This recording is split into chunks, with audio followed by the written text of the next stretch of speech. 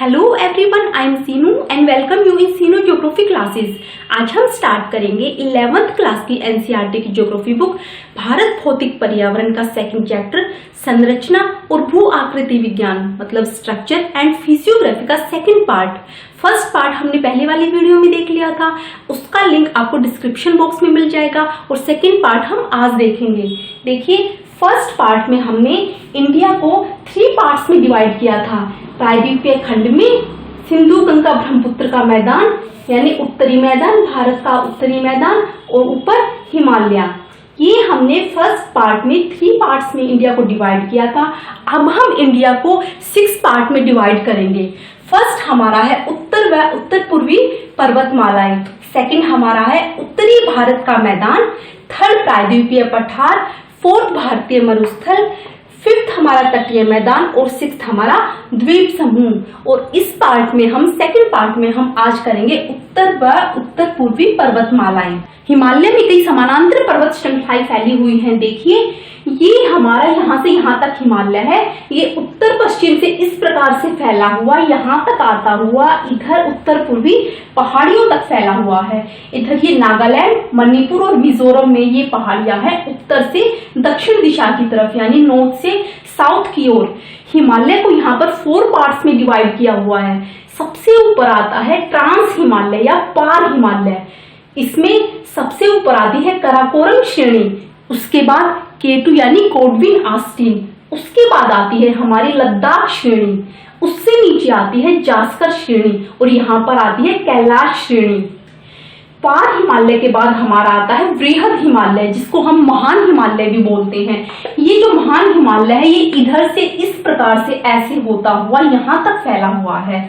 वृहद हिमालय में संसार की जो सबसे ऊंची चोटी है माउंट एवरेस्ट, वो इसके अंदर इंक्लूड होती है। उसके बाद हमारा आता है मध्य हिमालय और उसके बाद सबसे नीचे जो हिमालय का पार्ट, नीचे वाला जो सबसे आउटर वाला पार्ट है वो है शिवालिक।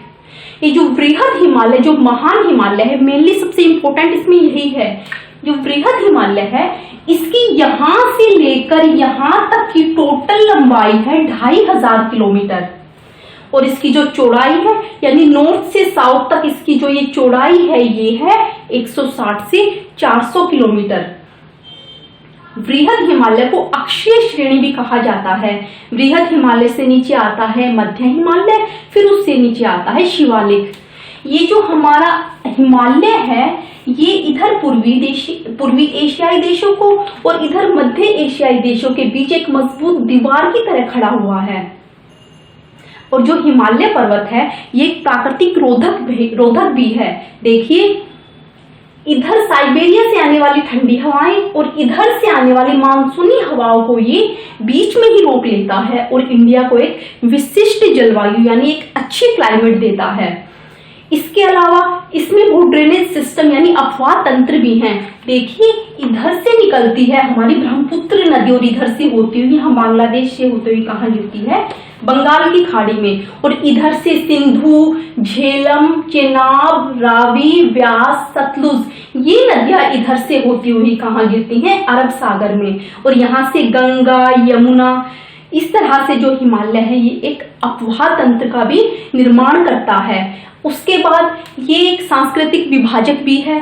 सांस्कृतिक विभाजक मतलब ये जो हमारा एरिया है ये हिल स्टेशन है। हिल स्टेशन के कारण यहाँ पर लाखों लोग, पूरे साल लाखों लोग यहाँ घूमने आते हैं क्योंकि इसकी क्लाइमेट, इसका मतलब सौंदर्य सबसे अलग है। इसी प्रकार ये जो हमारा हिमालय पर्वत है उत्तर पश्चिम से लेकर उत्तर पूर्वी पहाड़ियों तक इस प्रकार से ये यहाँ से यहाँ तक फैला हुआ है। हिमालय पर्वतमाला में अनेक क्षेत्रीय विभिन्नताएं पाई जाती हैं, इसीलिए हिमालय की उच्चावच और भू आकृति के आधार पर हिमालय को सब पार्ट्स में डिवाइड किया जाता है। यहाँ पर हमने इसको 5 सब पार्ट्स में डिवाइड किया है। फर्स्ट हमारा आता है कश्मीर या उत्तर पश्चिमी हिमालय, सेकंड हमारा आता है हिमालय या उत्तरांचल हिमालय, हिमाचल या उत्तरांचल हिमालय, थर्ड हमारा आता है दार्जिलिंग और सिक्किम हिमालय, फोर्थ पर हमारा आता है अरुणाचल हिमालय और फिफ्थ पर हमारा आता है पूर्वी पहाड़ियां और पर्वत। सबसे पहले हम देखेंगे कश्मीर या उत्तर पश्चिमी हिमालय।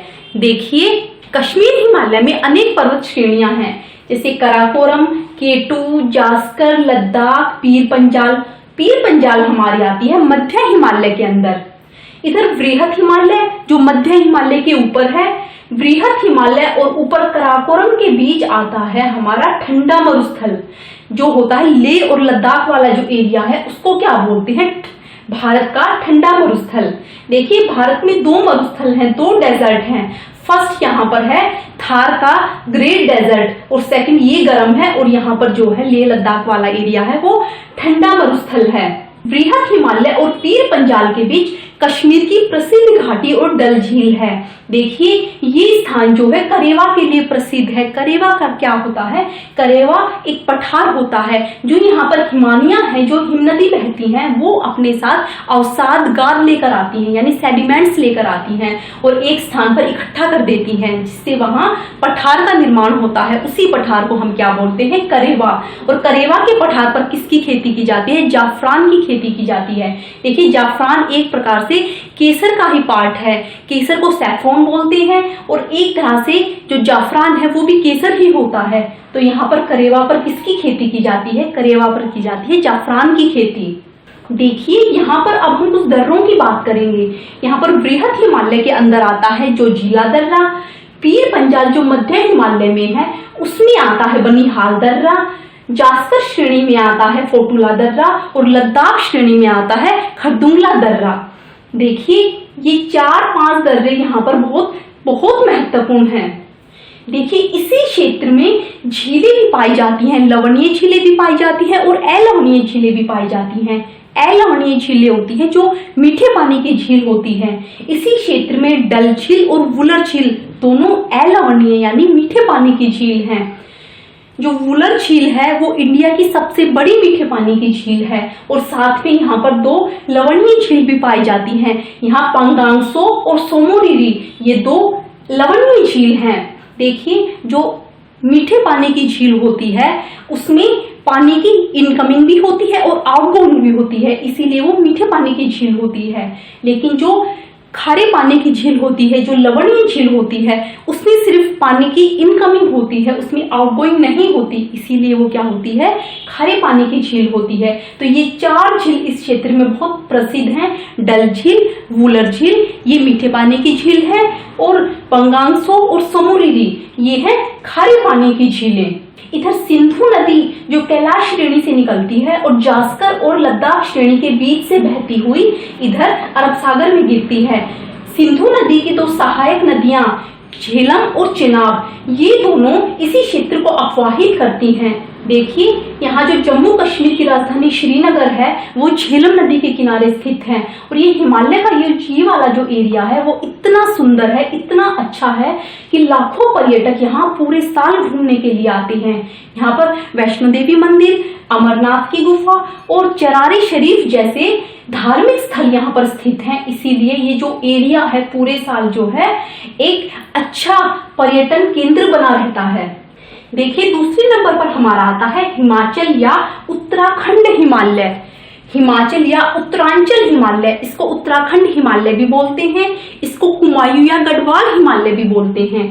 इसका एरिया इधर पश्चिम में रावी नदी से लेकर इधर पूर्व में काली नदी जो घाघरा की सहायक नदी है वहां तक इसका एरिया फैला हुआ है। यहाँ पर 2 प्रमुख नदी तंत्र, सिंधु नदी तंत्र और गंगा नदी तंत्र, इन दोनों तंत्रों के द्वारा ये अपवाहित क्षेत्र है। इधर रावी, व्यास, सतलुज जो सिंधु की सहायक नदी है, और इधर गंगा और घाघरा, यमुना और घाघरा जो गंगा की सहायक नदियां हैं। इन सारी नदियों के द्वारा ये अपवाहित क्षेत्र है। हिमाचल हिमालय का सुदूर उत्तरी भाग कहाँ तक फैला हुआ है, ये लद्दाख के ठंडे मरुस्थल तक फैला हुआ है।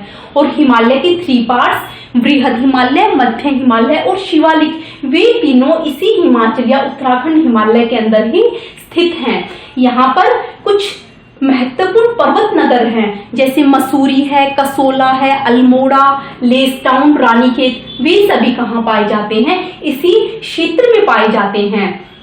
हिमाचल और उत्तराखंड हिमालय की 2 प्रमुख स्थलाकृतियां शिवालिक और दून भी इसी क्षेत्र में पाए जाते हैं। इधर पश्चिम में उनको दून बोलते हैं और पूर्व में उनको द्वार बोलते हैं। यहाँ के प्रसिद्ध दून हैं जैसे देहरादून, कोटा दून, हरिके दून, नालागढ़ दून, चंडीगढ़ कालका दून, ये सारे क्या है यहाँ के दून हैं। इसमें देहरादून सबसे बड़ी घाटी है जिसकी लंबाई 35 से 45 किलोमीटर है और चौड़ाई 22 से 25 किलोमीटर है। यहाँ वृहद हिमालय में भोटिया जनजाति के लोग रहते हैं जो खानाबदोश होते हैं और जो गर्मी की ऋतु में ऊंचे जो घास के स्थान है वहां पर चले जाते हैं जिसको बुग्याल बोलते हैं, और जो सर्दी की ऋतु आती है तो वे वापस घाटियों में लौट आते हैं। गंगोत्री, यमुनोत्री, केदारनाथ, बद्रीनाथ, हेमकुंड भी इसी क्षेत्र में पाए जाते हैं। यहाँ प्रसिद्ध प्रयाग पाए जाते हैं 5, जिसको नदी संगम बोलते हैं, जिसमें विष्णु प्रयाग, नंद प्रयाग, देव प्रयाग, रुद्र प्रयाग और करण प्रयाग हैं। तो ये सभी किसमें पाए जाते हैं? हिमाचल और उत्तराखंड हिमालय में। तो ये हमारा पार्ट था हिमाचल और उत्तराखंड हिमालय। उसके बाद आता है सिक्किम और दार्जिलिंग हिमालय। थर्ड हमारा सब पार्ट कौन सा है? दार्जिलिंग और सिक्किम हिमालय। इसका विस्तार कहां से कहां तक है? इसके पश्चिम में यानी वेस्ट में नेपाल हिमालय और इसके ईस्ट में भूटान हिमालय है। ये हिमालय का बहुत छोटा सा पार्ट है लेकिन बहुत ही ज्यादा इंपॉर्टेंट पार्ट है। देखिए ये जो सिक्किम और दार्जिलिंग हिमालय है, यहाँ पर बहुत ऊंची पर्वत यानी जैसे कंचनजुंगा, हिमालय की भारत की सबसे ऊंची चोटी कौन सी है? कंचनजुंगा यहाँ पर पाई जाती है। गहरी घाटियां यहाँ पर पाई जाती है और तिस्ता नदी यहाँ से बहती है। तिस्ता नदी का बहाव यहाँ पर बहुत तेज होता है। यहाँ पर लेप्चा जनजाति के लोग रहते हैं, मतलब ये जो पर्वत है इनकी चोटियों पर लेप्चा जनजाति के लोग रहते हैं। और दक्षिण में यानी जो हमारा दार्जिलिंग हिमालय है वहां पर मिश्रित जनजाति के लोग रहते हैं, जैसे नेपाली हैं, बंगाली हैं, ये सब नीचे यानी इसके दक्षिणी हिस्से में रहते हैं। यहाँ की प्राकृतिक दशाएं जैसे पूरे साल वर्षा का होना, मंद शीत ऋतु, मध्यम ढाल और गहरी और जीवाश्म युक्त मिट्टियों के कारण यहाँ की प्राकृतिक दशा का फायदा उठाकर अंग्रेजों ने यहाँ चाय के बागान लगाने शुरू कर दिए। देखिए यहाँ की जो स्थलाकृति है वो बाकी हिमालय से बिल्कुल अलग है क्योंकि यहाँ पर द्वार स्थलाकृतियां पाई जाती हैं और जो द्वार स्थलाकृतियां हैं वो चाय के बागान के लिए प्रसिद्ध है। देखिए यहाँ का जो एरिया है, यहाँ की जो स्थलाकृति है वो अपने वनस्पति जात, प्राणी जात और आर्किड के लिए प्रसिद्ध मानी जाती है। उसके बाद हमारा आता है अरुणाचल हिमालय। फोर्थ हमारा सब पार्ट कौन सा है? अरुणाचल हिमालय। इसका विस्तार कहां से कहां तक है?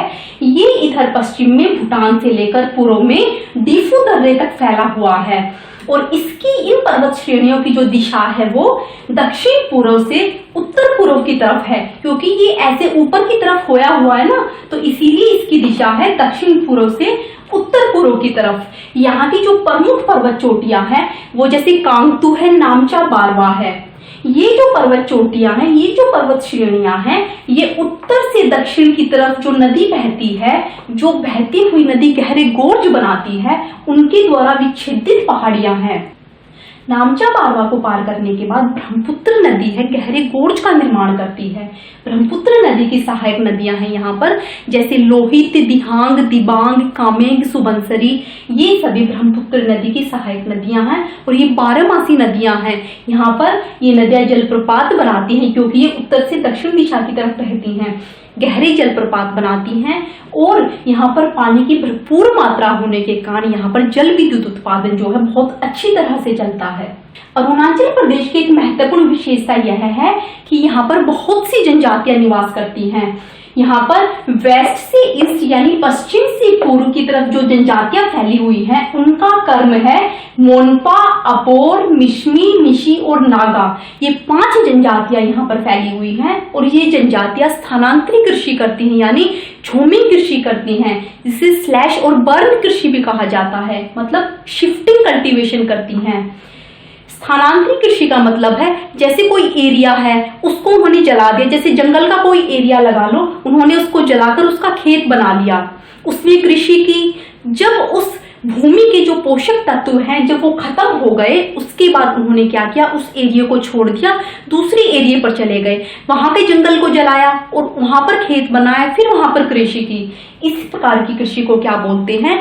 शिफ्टिंग कल्टीवेशन बोलते हैं। तो ये जनजाति कौन सी कृषि करते हैं? शिफ्टिंग स्लैशिंग कल्टीवेशन यानी स्लैश और बर्न खेती करते हैं। यहाँ की जो स्थलाकृति है वो बहुत ऊबड़ खाबड़ है, इसीलिए यहाँ पर क्या है, परिवहन अधिक मात्रा में जो परिवहन का जुड़ाव है वो नहीं हो पाया। इसलिए जो अरुणाचल प्रदेश और असम की जो सीमा पर स्थित द्वार है उसी के द्वारा यहाँ पर जो है व्यापार या कारोबार किया जाता है। और 5th नंबर पर हमारा आता है पूर्वी पहाड़ियां और पर्वत। देखिए इन पूर्वी पहाड़ियों की जो डायरेक्शन है वो नॉर्थ से साउथ की तरफ है, मतलब नॉर्थ से साउथ की तरफ आते हुए इनको अलग अलग नामों से पुकारा जाता है। जैसे उत्तर में पटकाई बूम, नागा पहाड़ियां, मणिपुर पहाड़ियां, मिजो पहाड़ियां या फिर उनको लुसाई पहाड़ियां भी बोला जाता है। ये इनमें से अधिकतर पहाड़ियां एक दूसरे से छोटे बड़े नदी नालों द्वारा अलग होती हैं। यहाँ भी बहुत सारी जनजातियां निवास करती हैं और वो भी स्थानांतरित कृषि करती है, मतलब झूमी कृषि करती हैं। यहाँ पर ये जो मिजोरम है ये बहुत ही असंगठित चट्टानों से बना हुआ क्षेत्र है और यहाँ पर बराक नदी मणिपुर और मिजोरम की मुख्य नदी है। मणिपुर घाटी में एक झील स्थित है जिसे लोकताक झील बोलते हैं और वो लोकताक झील चारों तरफ से पहाड़ियों से घिरी हुई है।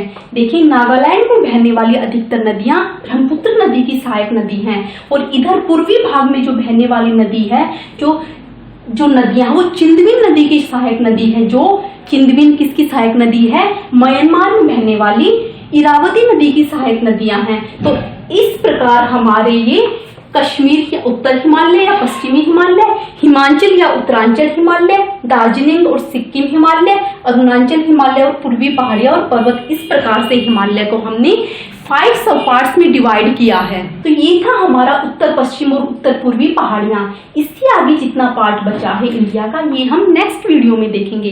तब तक के लिए थैंक्स एंड गुड बाय।